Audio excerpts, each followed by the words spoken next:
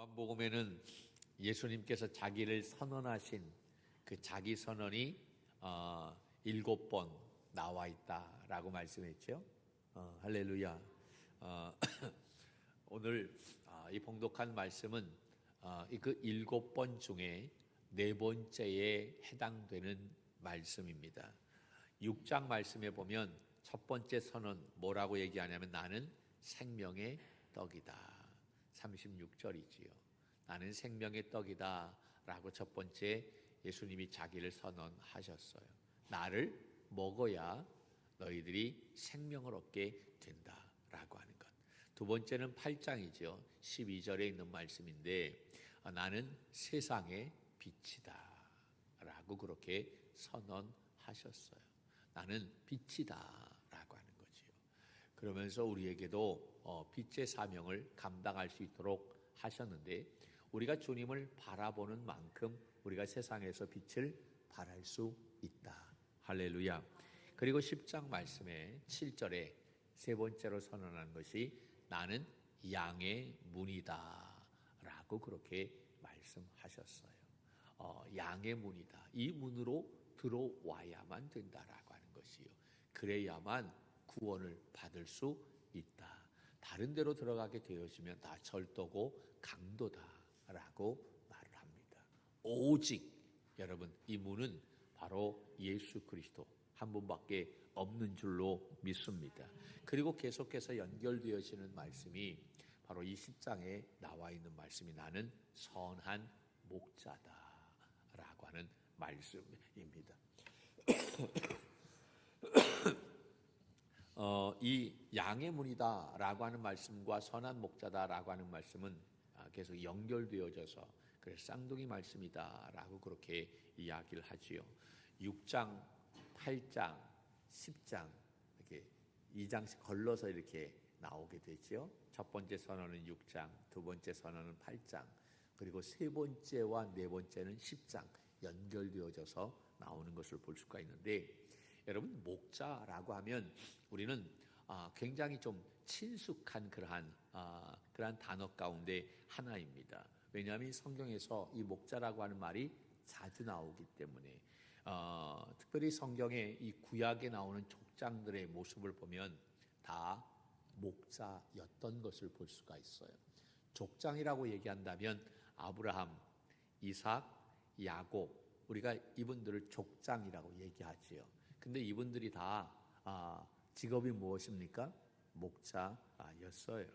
특별히 야곱은요 자기의 형을 피해 가지고 외삼촌 라반의 집을 향해 가게 되어지죠. 피해서 이제 도망가는 그런 신세가 되는데 도망가니까 갈 때 빈털터리로 가게 됩니다. 작대기 하나 들고 지팡이 하나 들고 가게 되어져요. 그런데 그가 20년 동안 그가 외삼촌 집에서 생활하다가 이제 고향으로 돌아오게 될 때에 여러분 고향으로 오게 될 때 그는 어떻게 되어집니까? 지팡이 하나로 갔던 사람이 엄청난 거부가 돼서 돌아오는 모습을 볼 수가 있어요. 부인도 4명이고 뭐 양, 소, 정말 감당할 수 없을 정도로 엄청나게 거부가 되어서 그는 고향으로 돌아오는 모습을 볼 수가 있습니다. 그런데 그가 그 라반의 집, 외삼촌 라반의 집에서 있었을 때 그가 했던 일이 바로 무엇입니까? 그는 그곳에서 외삼촌 라반의 집에서 그 삼촌의 양을 치는 목자였던 것입니다. 그 외삼촌 라반의 그 양들을 치면서 그때서부터 자기의 품삯을 받아서 또 한 마리씩 자기의 양을 늘려가게 되어졌던 것이지요. 그런데 하나님께서는 그에게 엄청난 축복을 허락해 주셔서 그가 돌아올 때는 거부가 되는 그러한 은혜를 얻게 된 줄로 믿습니다. 아브라함도 그렇고 이삭도 그렇고 야곱도 그렇고 자기들이 잘해서 거부가 된 것이 아니에요. 하나님이 그들과 함께 하심으로 할렐루야. 이것이 굉장히 중요합니다. 여러분 우리에게도 동일한 줄로 믿습니다. 하나님이 우리와 함께 해 주실 때 놀라운 이 은혜가 있게 될 줄로 믿습니다. 여러분, 구약의 인물 중에서 빼놓을 수 없는 그러한 인물이 있죠. 그러한 인물은 바로 모세라고 이야기할 수 있을 거예요. 왜냐하면 이 모세는 이스라엘 백성들을 출애굽시킨 영적 지도자였기 때문에 그 애굽에 430년 동안 거기에서 종살이하고 있었는데, 여러분, 그 어려운 가운데 있는 이스라엘 백성들을 빼내서 그들에게 자유를 준 그러한 사람이었어요. 그러니까 여러분, 이스라엘 가운데 가장 영웅이었다라고 한다면 누구겠어요? 당연히 모세라고 이야기할 수 있겠죠. 우리도 생각해 보세요. 우리나라가 만약에 종살이하고 있는데 거기에서 빼내서 우리를 정말 해방시키는 그러한 리더자가 있었다라고 한다면, 여러분, 굉장한 그러한 리더자로 우리가 추앙을 하고 존경하고 그렇지 않겠어요? 430년, 말이 430년이지요.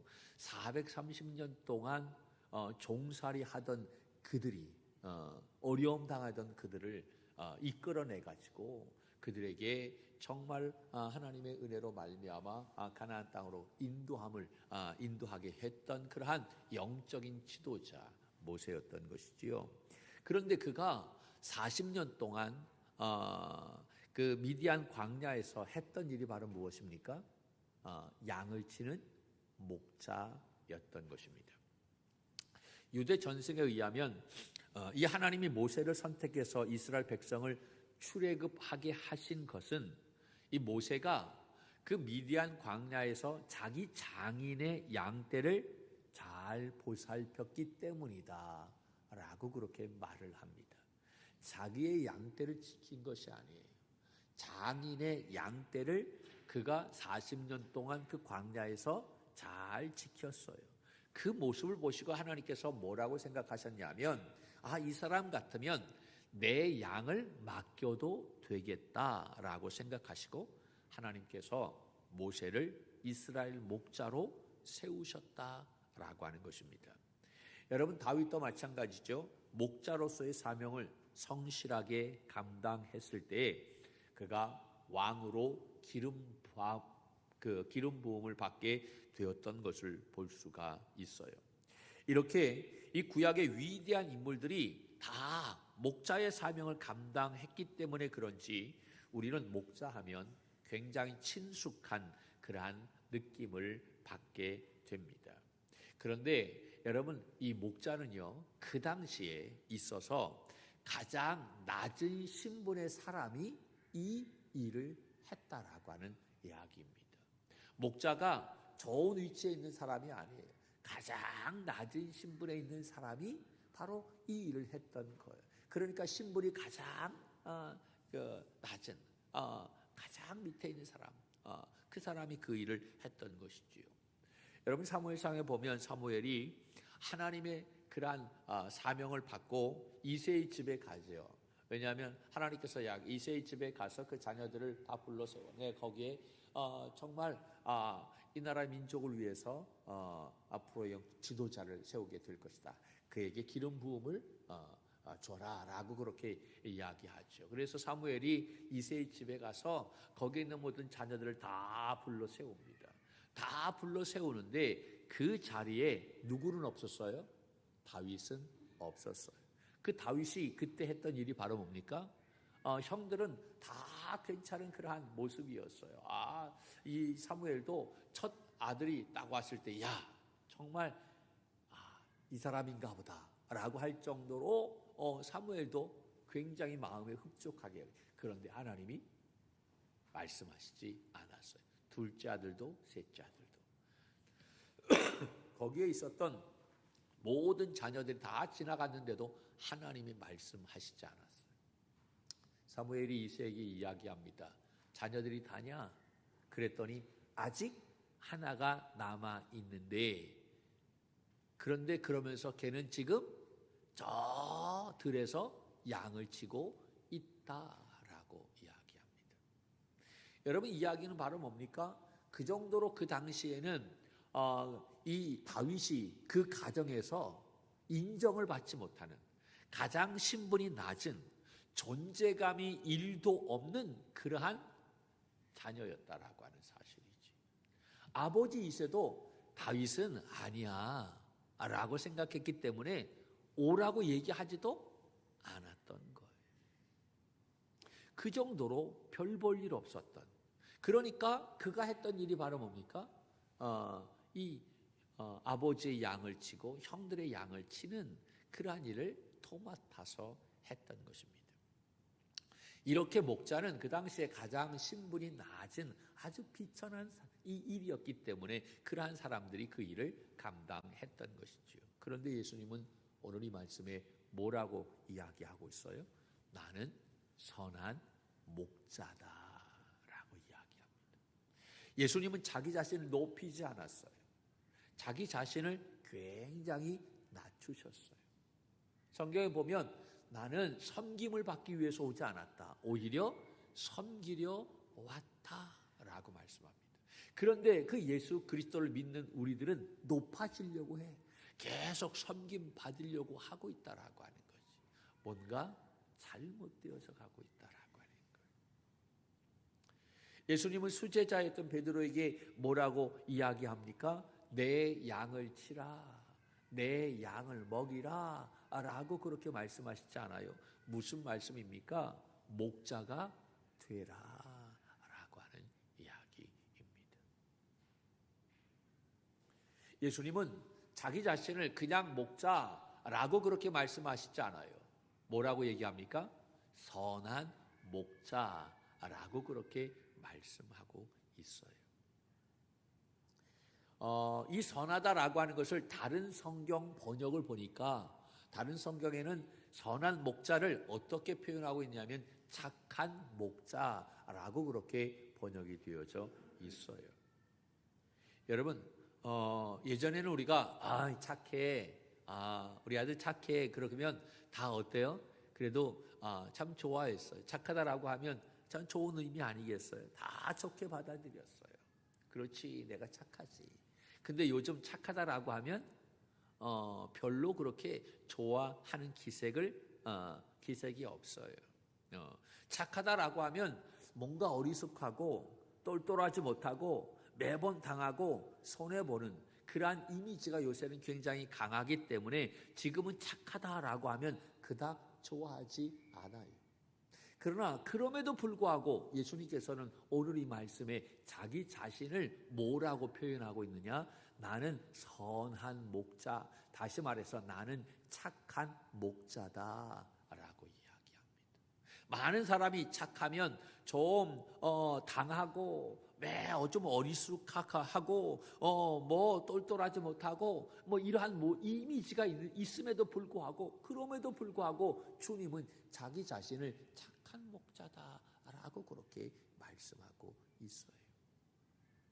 여러분, 선하다라고 하는 이 말의 원어는 헬라어로 얘기하면 칼로스라고 하는 이 단어인데, 이 칼로스라고 하는 이 단어는 어떤 의미가 있느냐 하면 외형적으로나 또 내적으로나 아름다운 것을 의미합니다. 여러분들은 무엇을 보면 아름답다라고 그렇게 생각합니까? 정말 이 칼로스, 선하다, 착하다라고 하는 것은 내면적으로도 그렇고 외면적으로도 그렇고 완벽한 그런 모습을 가지고 있는 거예요. 아름다운 거예요. 꽉 차 있는 거예요. 포도송이를 예로 든다면 이런 것이죠. 아무리 포도송이가 뭐 굵고 뭐 막 해도 이렇게 포도송이가 딱 있는데 꽉 차 있는 그 모습을 우리는 보았을 때, 야, 아름답다라고 이야기해요. 그렇죠? 그런데 아무리 포도송이가 눈만 하고 막 왕따시만 하고 막 해도, 그런데 거기에 가운데 그 포도송이 알이 하나 딱 빠져 있으면 아름답지가 않아요. 뭔가 이빨 빠진 그러한 모습을 보면 좀 그렇잖아요. 그 아름다운 모습이 아닌 거예요. 꽉 차 있는 거, 비어 있지 않고 외적으로나 내적으로나 그렇게 꽉 차 있는 그러한 모습, 그것을 아름답다라고 이야기하죠. 그것이 바로 선하다, 그것이 바로 착하다라고 하는 이 칼로스의 의미를 가지고 있는 거예요. 그런데 여러분, 예수님께서 말씀하신 나는 이 선하다, 이 선한 목자다라고 하는 이 말씀 속에서는 그 말씀의 뜻만이 아니라 오늘 이 말씀에는 또 다른 의미로 그렇게 말씀하고 있는데, 그렇다면 예수님께서 왜 자기 자신을 선한 목자다라고 그렇게 선언하셨을까? 예수님께서 말씀하시는 이 선하다라고 하는 의미가 바로 뭘까라고 하는 거죠. 오늘 말씀에 보면 아주 중요한 것이 바로 뭐냐면, 선한 목자는 그렇게 예수님이 말씀하신 것은 사꾼과 다르다라고 하는 것을 말씀하시기 위해서다라고 하는 거예요. 꽉 차 있어서 빈틈이 없이 아름다운 그러한 모습, 그것이 선하지만, 그러나 주님이 말씀하신 그 모습은요, 사꾼과 다르다라고 하는 이야기입니다.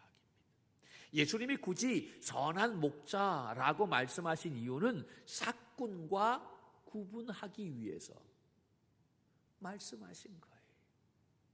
여러분은 사꾼 하면 어떠한 이해를 갖고 있습니까? 저는 어릴 때부터 신앙생활을 해서 그런지 교회 나와서 그런지 이 사꾼에 대한 말을 많이 들었어요. 근데 그럴 때마다 우리 목사님들이 또 선생님들이 사꾼 이런 이야기를 들을 때마다 그 이미지가 있어요. 아주 안 좋은. 어릴 때서부터 들었는지 몰라요. 그러지 그때는 이게 무슨 뜻인지도 잘 몰랐어. 근데 사꾼 하게 되면 어감도 별로 좋지 않잖아요. 사꾼, 사기꾼이 좋은 말인가? 이런 생각을 많이 했어요. 그래서 아주 흉악하고 나쁘고 아주 저질이고 이러한 쪽의 이미지를 가지고 있었던 거예요. 저희 어머님도요, 지금도 저를 위해서 기도할 때 뭐라고 기도하신 줄 아십니까? 하나님, 우리 김 목사가 사꾼 목사가 되지 않게 하옵소서. 그럴 때마다 제 가슴이 뜨끔뜨끔합니다. 90이 넘은 양반이 저를 위해서 기도할 때 하나님, 사꾼 목사가 되지 않게 하옵소서, 그렇게 기도해요. 여러분 웃겠지만 당하는 사람의 마음이 얼마나 뜨거운 줄 아세요? 네? 네. 이 사꾼에 대한 사전적인 의미가 뭐냐? 사전을 찾아보면 이렇게 되어 있어요. 품삯을 받고 임시로 일하는 일꾼이라고 되어 있어요. 여러분, 그렇다고 한다면 사꾼이 그렇게 나쁜 의미가 담겨져 있나요? 아니에요. 당연히 일을 하면 그의 대가를 받아야 되는 것 당연한 것 아닌가요? 노동에 대한 대가를 받고 그만큼 일한다라고 하는 것 전혀 문제가 되지 않아요. 그런데 예수님은 자기 자신을 선한 목자라고 말씀하신 것은 나는 사꾼 목자가 아니다 라고 그렇게 말씀하고 있는 거예요. 다시 말해서 이 말씀은 그저 나는 품삯을 받고 임시로 일하는 목자가 아니다라고 하는 이야기인 거예요. 돈을 바라고 그렇게 일하는 사람이 아니다라고 하는 거죠. 요즘 학생들이 알바를 하듯 돈을 벌기 위해서 그러한 일을 하느냐? 아니다라고. 어느 일정한 기간 동안, 단시간 동안 그 일을 하느냐? 그것도 아니다라고 하는 거예요. 예수님은 우리의 영원한 목자가 되시는 줄로 믿습니다. 여러분, 해병대 그렇잖아요. 한 번 해병은 뭐라고요? 영원한 해병이라고 얘기하잖아요. 그런데 진정 여러분, 예수 그리스도 그분이요, 우리의 영원한 목자가 되시는 줄로 믿습니다. 할렐루야. 요새 각 교회마다 우리 교육을 담당하는 전사님 모신이라고 정말 혈안이 되어져 있어요. 저희 교회도 마찬가지고, 요새 전사님 모시는 게 하늘의 별 따기보다 더 어렵다라고 이야기합니다. 저희 교회도 오래전서부터 공고를 내고 했는데 지원하는 사람 없어요. 어떻게 해야 되나. 기도도 많이 합니다. 그래 한간의 소리로 뭐라고 얘기하냐면 우리 전도사님들을 국보급 천연기념물이다. 요새 그렇게 얘기합니다. 그냥 천연기념물도 아니고 거기 국보급 천연기념물. 그 정도로 귀하다라고 하는 거예요. 예전에는 공고하면 많은 사람들이 지원해서 면접을 봤어요. 시간별로 다 하면. 요새는 그들이 우리를 면접합니다. 그들이 선택해요. 무엇을 해야만 됩니까? 몇 시부터 몇 시까지 출근합니까? 사례는 얼마입니까? 얼마나 조목조목 따지는지 몰라요. 그러면서 드는 생각이 무엇이냐 하면 굉장히 따진다. 요새 알바하면 1시간에 얼마지요? 뭐 있잖아요. 근데 우리 교회에서 사역을 하는데 파트 사역한다. 몇 시부터 몇 시까지 이렇게 하는데 그렇다고 하면 이 사례를 주는 게 만만치 않은데 그런데 그거 안 하겠다라고 하는 거예요. 정신적인 어떤 스트레스 이런 게 너무 많기 때문에 그렇다라고 하는 거지요. 여러분 사꾼이라고 하는 의미가 뭐라고요? 내가 일한 만큼 돈을 받는 거예요. 그런데 일은 하지 않으려고 그래요. 그러면서 무엇을 생각해? 돈은 받으려고 생각해요. 돈 따라갑니다. 사명? 그런 게 없는 것 같아요. 정말 굉장히 많이 안타까운 그런 모습이죠. 예전에는 뭐라고 얘기합니까? 열정페이라고 얘기하나요? 저희 때 나 때라고 얘기하면 다 큰 문제가 되겠지만 열정페이라고 얘기하죠. 일은 엄청나게 많이 하고 그런 다음에 약간의 사례를 받고 장학금 받고 그렇게 전도사 생활을 다 하고 했어요. 교회 건축할 때 다 찜통 나르고 막 다 그렇게 했는데 지금 그렇게 하라라고 하면 아마 할 사람 없어 다 도망갈 거예요. 일은 안 하고 돈만 생각하는 그러한 시대가 되었어요. 그러면서 생각하는 것이 오히려 사꾼만 되어도 괜찮은 것 아닌가라고 하는 그러한 생각이 많이 들어요. 굉장히 가슴이 먹먹합니다. 여러분 이제는요 우리의 자녀들을 누구에게 맡길 수 없어요. 맡겨서도 안 되고요. 여러분 이러한 사꾼에게 뭘 맡깁니까? 그렇잖아요. 이제 우리의 자녀들을 누가 케어해야만 됩니까? 우리가 케어해야 돼요. 가정 예배가 그래서 중요한 거예요. 교육도 마찬가지. 학교에다가요 맡길 수? 선생님에게 맡긴다? 아니요. 우리가 맡겨요. 우리가 감당해야 되는 거예요. 신앙도 마찬가지예요. 이제 우리가 온 힘을 다해서 이 자녀들을 어떻게 하나님을 예배하는 자녀로 세울 것인가? 여러분 그것을 위해서 기도하고 힘을 다하는 우리 모두가 되어야 할 줄로 믿습니다. 할렐루야. 여러분 이 선한 목자와 이 사꾼의 가장 큰 차이가 무엇인 줄 아십니까? 오늘 이 말씀 속에서 이야기하는 것은 딱 하나예요. 목숨을 거느냐 아니면 그렇지 않느냐라고 하는 거예요. 선한 목자는요 양을 지키기 위해서 목숨을 건다라고 하는 거죠. 그러나 사꾼은 목숨을 걸지 않아요. 이리가 오는 것을 보고 달아납니다. 왜냐하면 자기 양이 아니기 때문에. 양이 죽건 말건 그 양들을 생각하지 않아요. 오직 누구만 생각합니까? 자기만 생각하는 거예요. 사꾼인 거예요. 이스라엘 지역은 땅이 좁기 때문에 집집마다 그 양들을 키울 수 있는 우리를 만들지를 못해요. 그래서 어떻게 하냐면 이 동네마다 좀 거리를 떨어뜨리고 난 그 지역에 크게 우리를 만들어요. 공동으로. 그래서 거기에다가 그 동네의 모든 집의 양들을 함께 사육을 하게 합니다. 그리고 사육을 할 때 반드시 무엇을 세우냐면 목자를 세워야 되겠죠.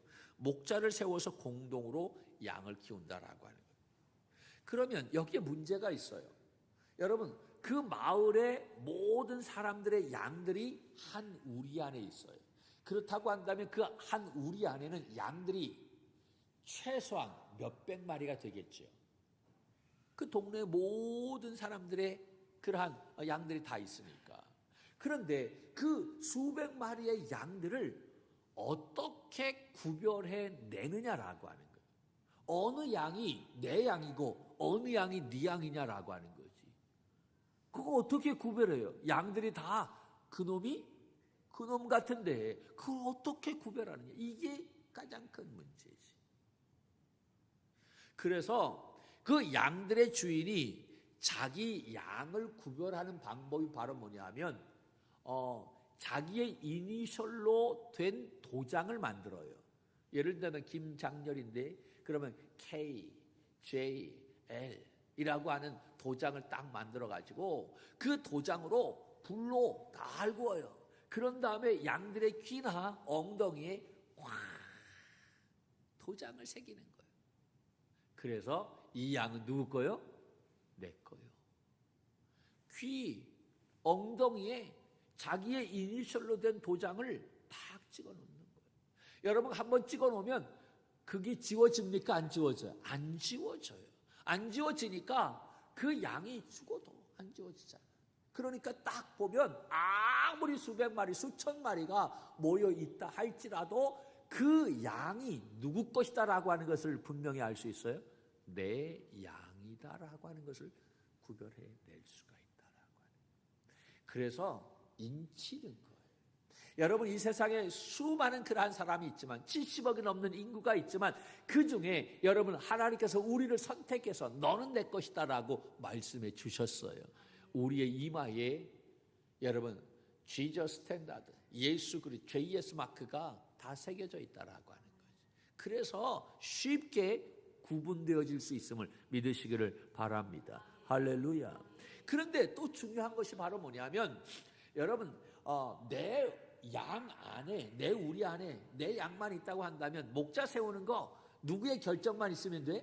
내 결정만 있으면 돼. 쉬워요. 그렇죠. 내가 선택하면 되니까. 그런데 온 동네 사람들의 그러한 모든 사람들이 다 한 우리 안에 양들을 집어넣는 거기에 한 목자를 세워야 되는 거예요. 한 목자를 세워야 되는데 여러분 누구의 그러한 의견으로 그 목자를 세울 것이냐 이게 중요하잖아요. 그런데 생각을 맞추기가 쉬워요, 어려워요? 어려워요. 누구의 말을 따를 거예요? 여러분 같다면 어떠한 사람을 목자로 세우려고 생각하십니까? 그 많은 사람들이 다 의논할 거 아니에요. 그리고 면접을 볼 거 아니에요. 어떤 사람은 목자를 세울 것인가? 이때 가장 좋은 목자를 구별하는 방법이 어떤 것이었느냐면 그 전승에 나와 있어요. 그 전승에 뭐라고 했냐면 상의를 벗긴다는 거예요. 왜 상의를 벗길까? 왜냐하면 선한 목자는 양을 위해서 목숨을 버릴 줄 알기 때문에 그의 몸에는 그동안 양을 지키기 위해서 수많은 상처로 얼룩져 있다라고 하는 거지. 그러니까 그의 몸에 그의 이 우통에 수많은 상처가 있다라고 한다면 그 사람은 선한 목자다라고 하는, 양을 위해서 목숨을 버리는 사람이다라고 하는. 그런데 우통을 벗겼는데 아무 상처가 없어. 아무 상처가 없다고 한다면 그 사람은 선한 목자가 아니고 사꾼이다라고 하는 거예요. 그래서 우통을 벗겼다라고 하는 거예요. 그래서 상처 많은 사람을 목자로 세웠다라는 이야기입니다. 사무엘상 17장 말씀에 보면 이러한 이야기가 나와요. 다윗이 골리앗과 싸우게 되어질 때에 그 모습을 보고 이제 사울 왕이었지요. 사울 왕이 그 다윗에게 이야기합니다. 야, 너는 소년이고 저 골리앗은 용사인데 네가 어떻게 저와 싸움을 할 수 있겠느냐? 안타까워서 자기의 갑옷도 주고 자기의 칼도 주고 했는데 맞지 않아서 다 안 맞으니까 안 돼. 야, 네가 어떻게 저하고 싸우려고 해? 라고 이야기하자 그 다윗이 그 사울 왕에게 뭐라고 얘기하냐면, 왕이요, 내가 아버지의 양을 지킬 때에, 누구의 양을 지킬 때? 아버지의 양, 내 양을 지키지 아니야. 다윗이 자기의 양을 위해서 지킨 것이 아니라 아버지의 양을 위해서 자기가 지킬 때, 목자가 되어질 때에 사자나 곰이 와서 양떼의 새끼를 물어가면 내가 따라가서 그것을 치고 그 입에서 새끼를 건져내었고, 그리고 그것이 일어나 나를 해하고자 하면 내가 그 수염을 잡고 그것을 쳐 죽였나이다 라고 다윗이 사울 왕에게 이야기했던 거예요. 하물며 저런 이방인의 그러한 하나님을, 살아계신 하나님을 모욕하는 저 존재를 내가 그냥 놔둘 수 있겠느냐라고 하는 거지. 여러분, 이 다윗은요, 그 양을 지키기 위해서, 아버지, 형들의 양을 지키기 위해서 그는 무엇을 걸었어요? 생명을 걸었어요. 사자와 싸우고 곰하고 싸웠어요. 여러분, 사자하고 싸우고 곰하고 싸우는데 그의 몸에 멀쩡하겠어요? 그의 몸에는 엄청난 상처로 가득할 수밖에 없었다라고 하는 사실이지. 그 사자의 수염을 잡고 곰의 수염을 잡았을 때, 여러분, 그때에 그 몸이 멀쩡할 수 있는 사람이 누가 있겠는가? 그러나 다윗은요, 그 아버지의 양을 지키기 위해서 그 사자와 싸우고 곰과 싸웠다라고 해요. 무엇을 걸고? 생명, 목숨을 걸고. 그러나 사꾼 목자는 임시적으로 돈을 받고 양을 치는 목자이기 때문에 이리가 오고 사자가 오고 곰이 오면 어떻게 할까요? 달아납니다. 왜냐하면 사꾼이기 때문에 양들을 생각하지 않아요. 내 양이 아니니까 양들을 버립니다. 그러나 선한 목자는 양을 위하여 생명을 거는 줄로 믿습니다. 여러분, 예수님은 자기 자신을 뭐라고 선언하셨어요? 나는 선한 목자다. 할렐루야. 이 말은 나는 양을 위하여 생명을 건다라고 하는 그러한 말씀인 것입니다. 그래서 예수님은 이 땅에 인간의 몸을 입고 이 세상에 오셔서 우리의 모든 죄를 다 짊어지시고 십자가에 달려 돌아가신 거예요. 할렐루야. 선한 목자 되신 우리 주님은 우리를 죽기까지 사랑하셨던 것입니다. 여러분, 예수님은 선한 목자이십니다. 그분이 우리를 푸른 초장 쉴만한 물가로 인도해 주시는 줄로 믿습니다. 그분의 인도함을 받게 되어질 때에 시편 23편의 고백처럼 내 잔이 넘치나이다. 할렐루야. 다윗의 고백 아닙니까? 주님이 나를 인도하셔서 푸른 초장 쉴만한 물가로 인도해 주시고, 여러분, 악인의 상에서 우리가 그 놀라운 하나님 상을 받게 되어지고, 그래 내가 잔이 넘쳐나는 그러한 복된 그러한 축복을 받게 된다. 할렐루야. 여러분, 이 선한 목자이신 주님의 인도함을 받아서 이 한 주간도 우리가 정말 우리가 잔이 넘쳐나는 그러한 놀라운 은혜가 가득하기를 주님의 이름으로 간절히 축원합니다.